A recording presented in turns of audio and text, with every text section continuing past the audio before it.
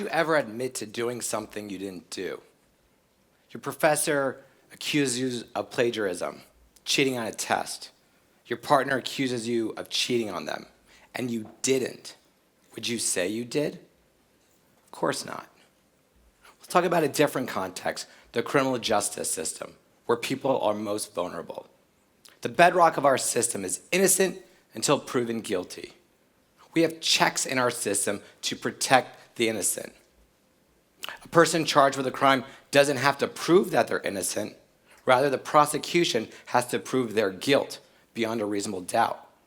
A person charged with a crime is provided a lawyer who can question witnesses and present favorable evidence to protect their freedom and their rights.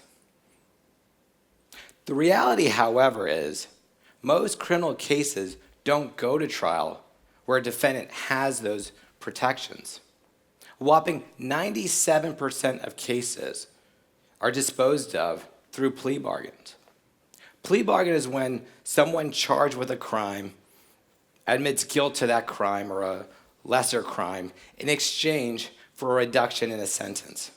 It's seen as a win-win for everyone. The prosecution gets a conviction without having to put the work in of proving their case. The defendant gets a break in sentencing. But is it a win-win if innocent people pled guilty to things that they didn't do?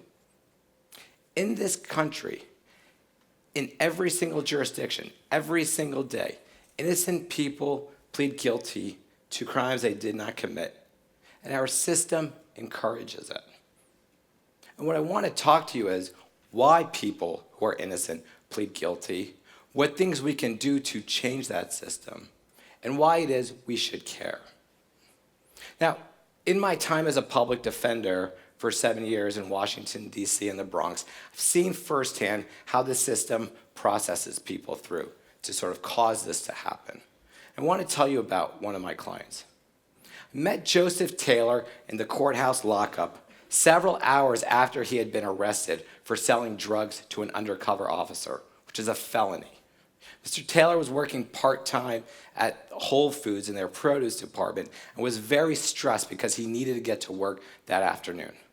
The police claim that Mr. Taylor sold a Ziploc bag of cocaine to an undercover officer for $20.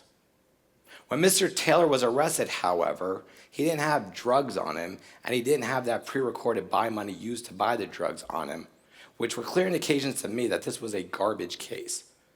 Despite these clear signs of these indications of his innocence, when we went before the judge set bail on Mr. Taylor for $5,000, an amount he could not make, which meant that Mr. Taylor was going to remain incarcerated until his case was over or somehow he could come up with $5,000.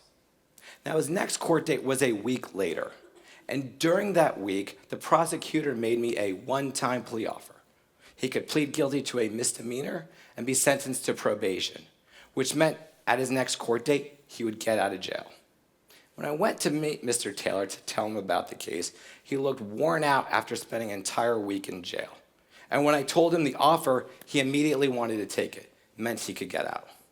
So when we went before the judge to sort of actually take the plea, the judge asked him a litany of questions to make sure that he, in fact, wanted to take the plea.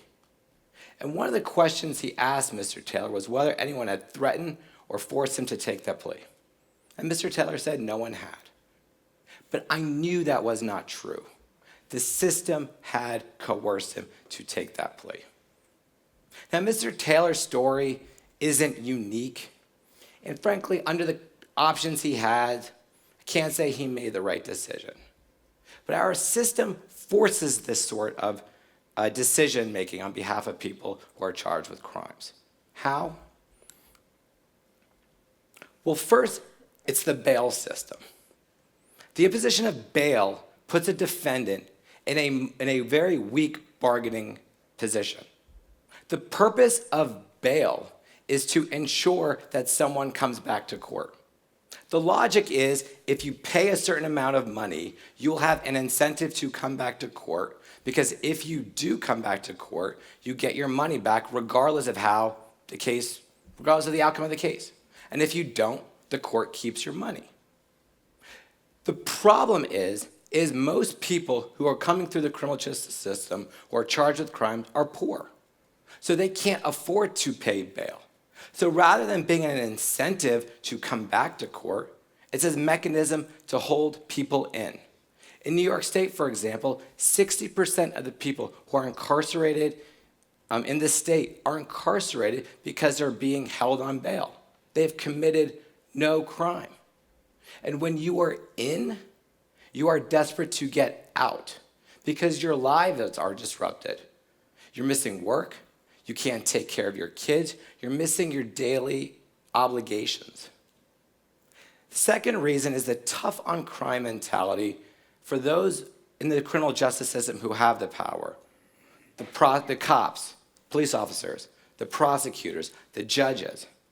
For police officers, meaning tough on crime means arresting as many people as possible. Police officers are rewarded for arresting more people. Arrest statistics are valued over actually doing real police work, investigating cases. And when you arrest more people, that causes a strain in the criminal justice system. Prosecutors have more cases to handle. Public defenders have more cases to handle. The system is it's congested. Cases are delayed. For prosecutors, being tough on crime means getting convictions, and getting convictions as quickly as possible so they can move on to the next case. There's no incentive to sort of look at the case and make sure they really have the right person. And for judges, being tough on crimes means locking as many people up as possible. So you're dealt with a system where no one has the incentive to sort of look to see if they have the right person. And this sadly played out in a case that got notoriety of Khalif Browder, who is a 16-year-old in the Bronx. He's charged with robbery, taking someone's backpack, based on one witness's testimony or observations. And he was arrested. Bail was set on him for $3,000, an amount his family could not make. And he would not take any plea offer because he was innocent. And he waited in jail for 3 years before a prosecutor finally looked at the case and realized that they had problems with their witness and dismissed the case. And unfortunately, during those 3 years, Mr. Browder withstood unimaginable physical and emotional abuse, and 2 years after he was released, committed suicide. Now, the third problem that causes this problem is this sort of imbalance of information between the government and the one entity to sort of stand up for the defendant, the defense attorney. When someone is arrested, the police generate numerous reports and documents that the prosecutor has in their possession about the case. But they do not, and they're under no obligation under the law, to turn that information over to defense attorney until shortly before trial, after that period of time when they make that one-time plea offer. And what's more is, if they have in their possession information that shows your client didn't do it, exculpatory information that's called Brady information, they're also under no obligation to turn that over right away until shortly before trial. So you're left with a system where the defense attorney, when they're negotiating with the prosecutor about a plea agreement, or advising their client on whether to take that one-time plea offer, don't have all the information about their case. When I was representing Mr. Taylor during that week period, I wasn't provided all the police reports. I couldn't effectively advise him on whether this one-time plea offer was something he should take. It's a system of prosecution by ambush. Now, there are things we can do to change this. Okay? One of the things is bail reform, putting defendants in a stronger position of bargaining. When a defendant is out, they are less desperate to make sort of rash decisions, right? Because their lives aren't disrupted in the same way. There was a study of 420,000 cases in 2016, and it showed that those who gained pretrial release, who were let out before trial, were 15% less likely to be found guilty. If you are out, you'll challenge your case, you'll take it to trial. If the purpose of bail is to make sure people come back to court, well, there are other things that can be done to ensure that, short of setting some sort of monetary value. New York City, for example, experimented with a pilot program where they sent simple text message reminders to people about court date, and that resulted in a 90% success rate of people coming to court. You could have people just call back into court weekly to make sure that they're still engaged with the system. The second thing we can do is be smart on crime rather than being tough on crime. This sort of dragnet approach of arresting as many people as possible brings innocent people into the system. It might make us feel safer, but it doesn't actually play out that we are safer. And prosecutors should be looking not just for convictions, to make sure they're getting the right people, examining their cases early in the proceedings. And we also should have discovery reforms. Put defense attorneys on equal footing, open discovery, make sure defense attorneys have all the information about the case during this period of one-time plea offers so they can effectively advise and advocate on behalf of their clients. Now, why should we care? Well, take criminal convictions have a profound impact on someone's life in a way they can't imagine at the time they're making that desperate decision to get out. Convictions can affect your immigration status. It can affect your ability to get student loans. Mr. Taylor, for example, him pleading guilty made him ineligible for a lot of student loans. Custody of your kids. It also has an impact on our society.